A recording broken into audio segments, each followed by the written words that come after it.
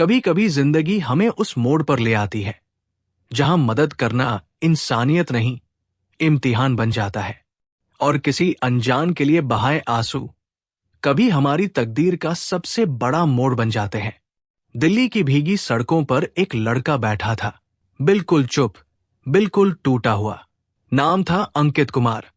गांव से आया था, कुछ सपने लेकर। लेकिन आज उन सपनों का जनाजा उसी फुटपाथ पर पड़ा था। हाथ में एक प्लास्टिक की थैली थी जिसमें बस एक जोड़ी कपड़े थे, एक पुरानी डायरी और 1,000 रुपए। अभी अभी जूते की दुकान से निकाला गया था। कहा गया, तू कस्टमर से बात करना नहीं जानता, कल से मत आना। आंखें नम थी, लेकिन कोई आंसू नहीं था, क्योंकि वो इतना टूट चुका था कि अब रोने की भी हिम्मत नहीं बची थी। और तभी उस सुनसान सड़क पर एक तेज चीख गूंजी, बचाओ, कोई है क्या? मुझे अस्पताल ले चलो, मेरा खून बहुत बह रहा है। अंकित की आंखें खुली, कानों में आवाज फिर गूंजी और उसके शरीर में बिजली सी दौड़ गई। वो उठा, भागा जहां से आवाज आ रही थी। वहां एक भीड़ खड़ी थी, मोबाइल निकालकर वीडियो बना रही थी। कुछ लोग कह रहे थे, पुलिस को बुलाओ, एम्बुलेंस आने दो, हम क्यों हाथ लगाए? लेकिन वहां एक महिला, करीब 27 साल की, खून से सनी कुर्ती, माथे पर गहरा घाव और आंखों में मौत का डर। वो कांपती हुई आवाज में बस कह रही थी, कृपया कोई मेरी जान बचा लो। अंकित की रगों में इंसानियत दौड़ पड़ी। उसे भी नहीं पता चला कि उसने क्या किया। वो घुटनों के बल उसके पास पहुंचा, रुमाल निकालकर उसके घाव पर बांधा, कंधे पर उठाया और एक ऑटो रुकवाया। ऑटो वाले ने पूछा, भाई साहब, ये तो पुलिस केस लग रहा है, मैं नहीं जाऊंगा।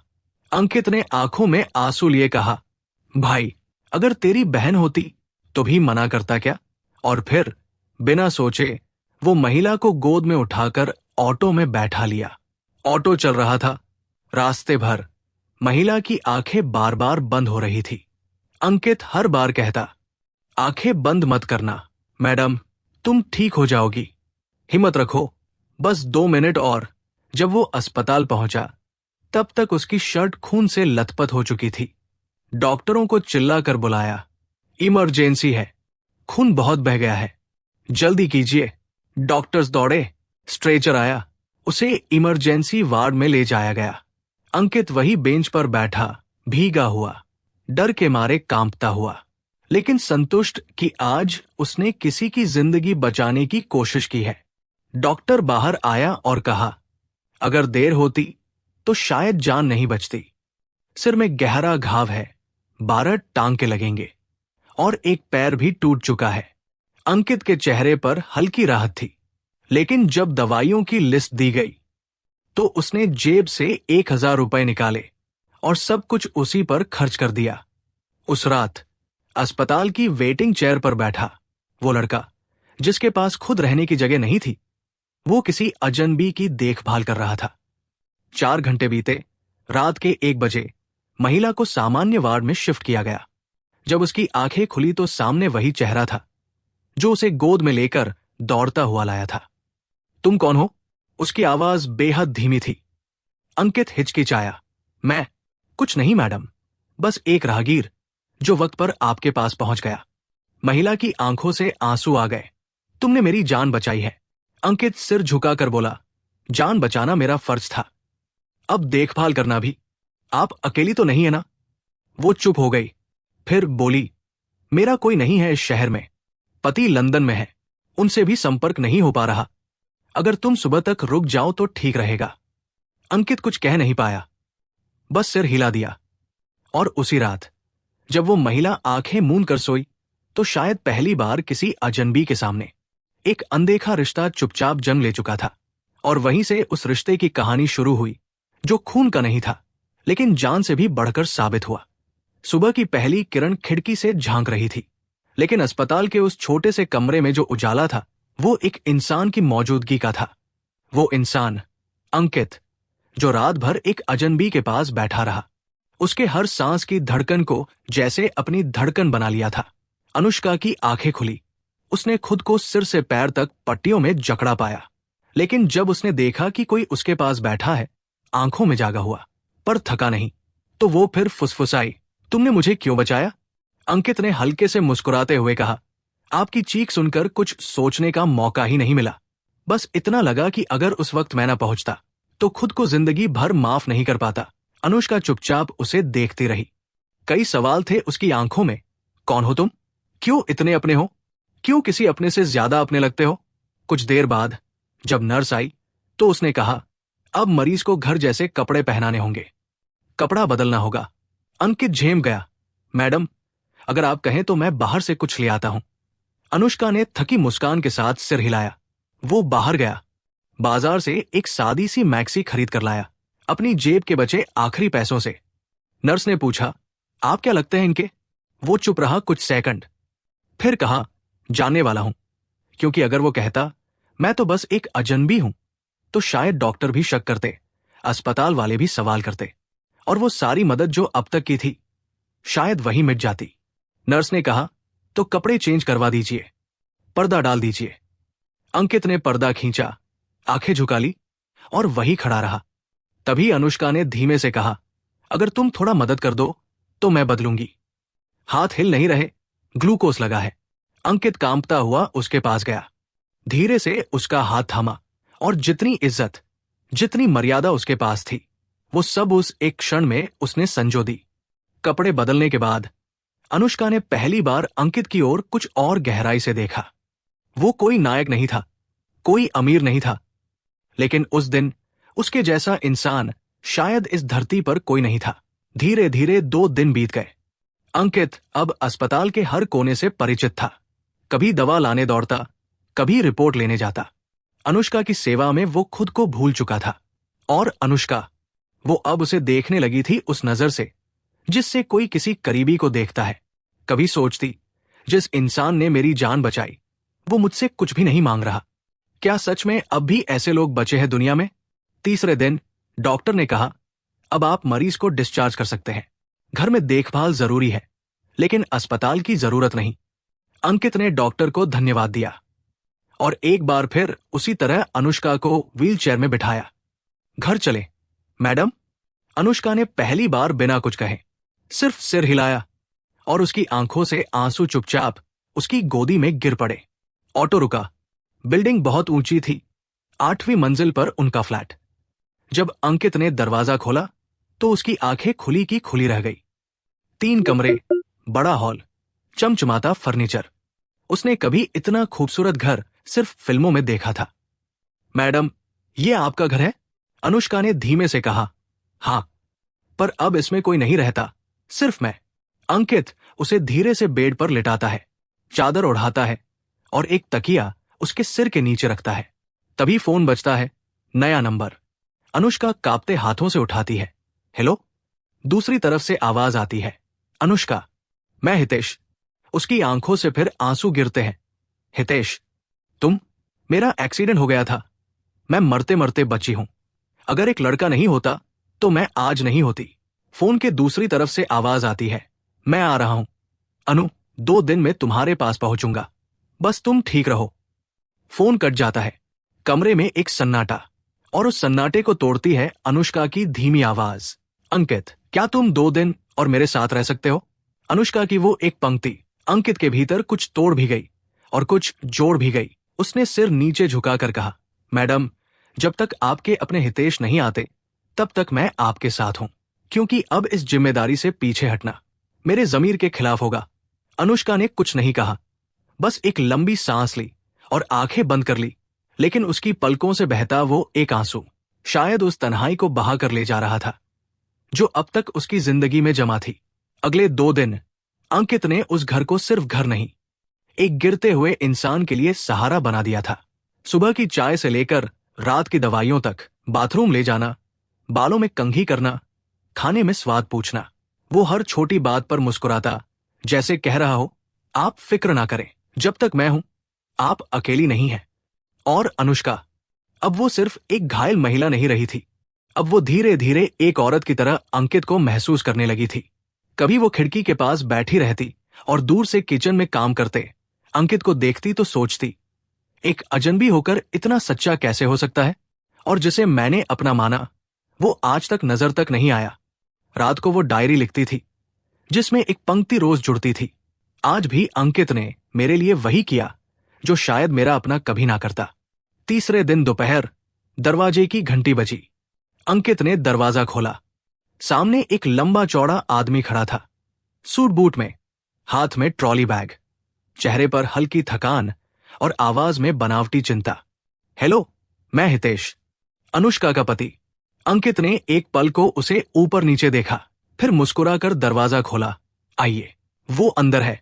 जैसे ही अनुष्का ने उसे देखा वो बिखर गई, फूट फूट कर रो पड़ी। हितेश, तुम कहां थे? तुम्हें नहीं पता मैं कैसे बची हूं, किस हालत में थी मैं। और फिर उसने उस पूरी घटना की कहानी सुनाई। कैसे वो सड़क पर पड़ी थी, कैसे सब लोग मूक दर्शक थे, कैसे अंकित ने उसकी जान बचाई, पैसे खर्च किए, अस्पताल ले गया और 3 दिन तक सेवा की। हितेश एकदम शांत रहा, फिर धीरे से अंकित की ओर मुड़ा। थैंक यू अंकित, अगर तुम नहीं होते तो शायद मेरी बीवी आज इस दुनिया में नहीं होती। मैं कभी तुम्हारा एहसान नहीं भर पाऊंगा। अंकित सिर झुकाकर बोला, मैंने कोई एहसान नहीं किया सर, बस जो इंसानियत कहती है वो किया। उस दिन घर में सब कुछ सामान्य लग रहा था, लेकिन अंकित के भीतर कुछ उथल पुथल थी। वो चुपचाप बालकनी में बैठा रहा और जैसे ही रात हुई वो खुद को रोक नहीं पाया। धीरे से अनुष्का के पास आया, कुर्सी खींचकर बैठ गया और कहा, मैडम, अगर आप बुरा ना माने तो मैं एक बात कहना चाहता हूं। जिस दिन आपका एक्सीडेंट हुआ था उसी दिन मैंने हितेश सर को देखा था, उसी जगह पर जहां आप पड़ी थी। अनुष्का जैसे जम गई, उसके चेहरे का रंग उड़ गया। क्या कह रहे हो तुम? अंकित की आंखें अब नम थी, लेकिन आवाज में सच्चाई थी। मैं झूठ क्यों बोलूंगा मैडम, मैं तो आपको जानता तक नहीं था। उस दिन मैं वही बैठा था जब आपकी चीख सुनी और भाग कर गया, और तभी उस भीड़ में दूर एक चेहरा देखा, वही चेहरा जो आज दरवाजे पर खड़ा था। अनुष्का की सांसें भारी हो गई, उसका दिल धड़कने लगा और दिमाग सुन पड़ गया। अंकित, ये जो तुम कह रहे हो अगर ये सच है तो फिर मेरा सबसे अपना ही मुझे मरते हुए देख रहा था। अंकित कुछ नहीं बोला, बस अपनी नजरें झुका ली। कमरे में सन्नाटा था, बहुत भारी, बहुत चुभता हुआ। अनुष्का की आंखें डबडबा गई। तुम जाओ अंकित, मुझे अकेला छोड़ दो, अभी कुछ समझने की हालत में नहीं हूं। अंकित ने एक लंबी सांस ली, फिर कहा, ठीक है मैडम, पर याद रखिएगा, सच को वक्त भले ही लग जाए पर वो सामने जरूर आता है, और अगर मेरा देखा झूठ साबित हो तो मैं हमेशा के लिए आपकी जिंदगी से चला जाऊंगा। लेकिन अगर वो सच हो तो बस एक बार अपने दिल से पूछ लेना कि सबसे अपना कौन निकला। वो इतना कहकर चला गया। अनुष्का वही बैठी रह गई, हैरान, टूटी हुई, और अब पहली बार उसे अपने पति पर भरोसा नहीं रहा। सवाल उठने लगे थे। अनुष्का उसी कुर्सी पर बैठी थी जहां अभी कुछ पल पहले अंकित उसके सामने था। वो कुर्सी अब खाली थी, लेकिन सवालों से भरी हुई। क्या वाकई जो अंकित कह रहा था वो सच था?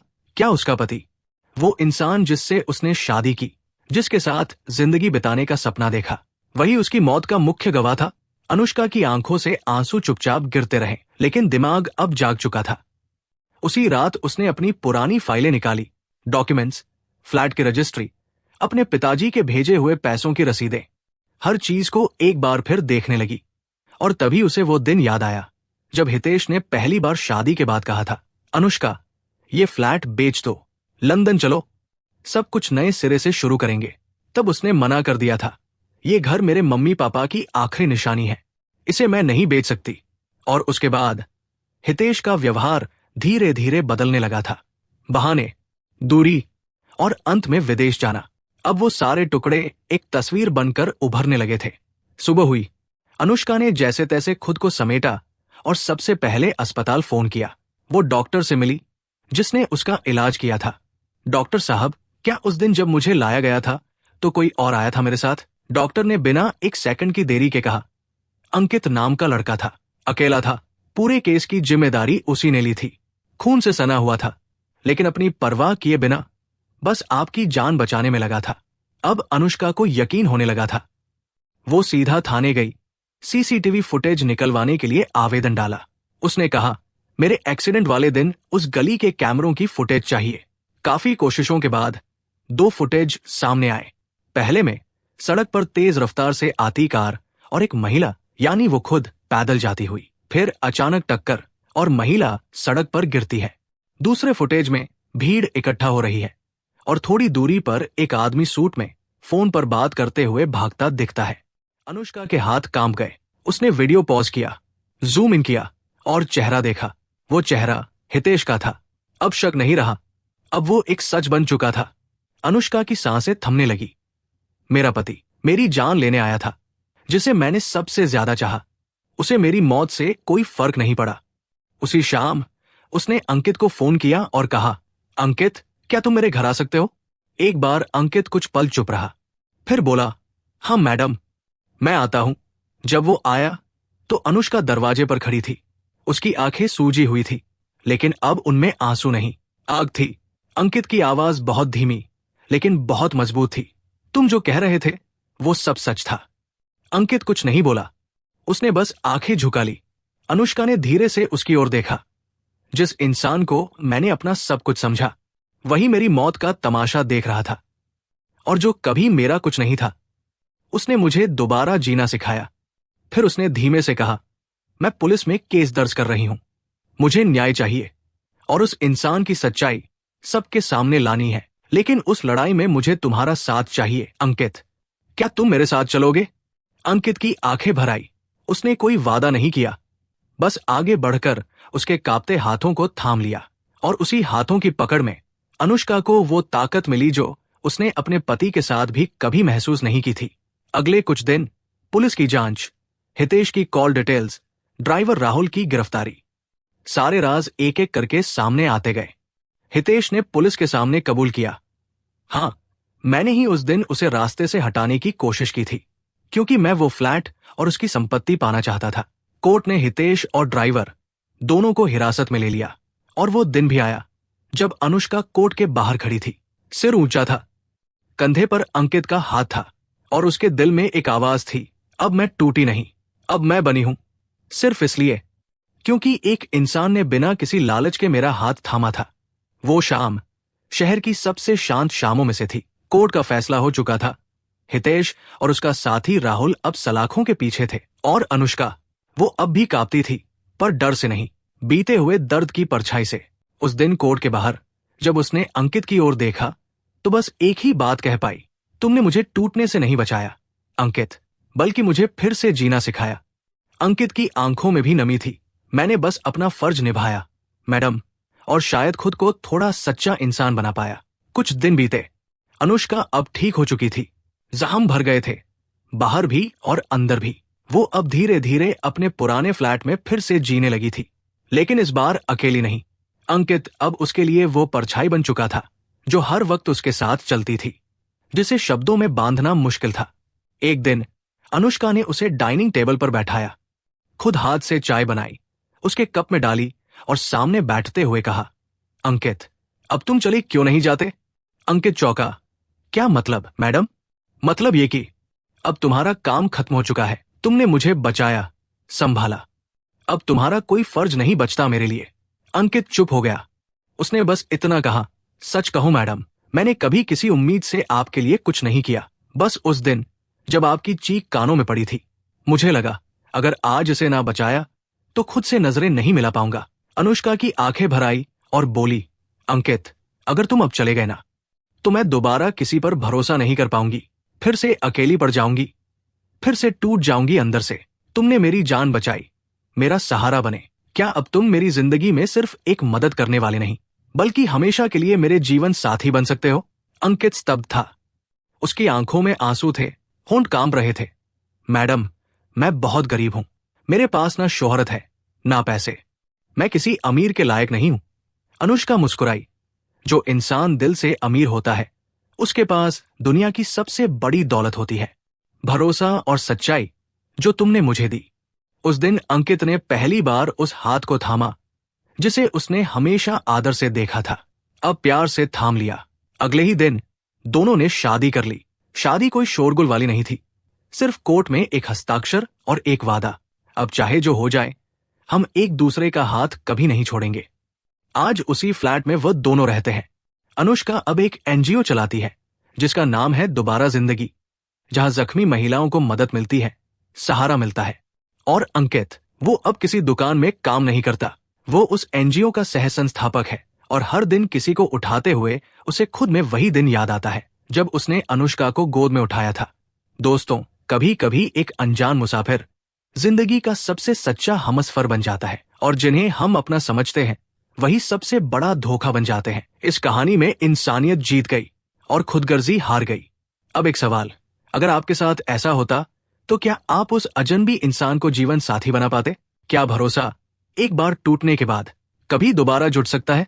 कमेंट में जरूर बताएं। और अगर ये कहानी आपके दिल को छू गई हो तो वीडियो को लाइक करें, हमारे चैनल को सब्सक्राइब जरूर करें। फिर मिलते हैं एक और दिल छू जाने वाली कहानी के साथ। तब तक के लिए जय हिंद।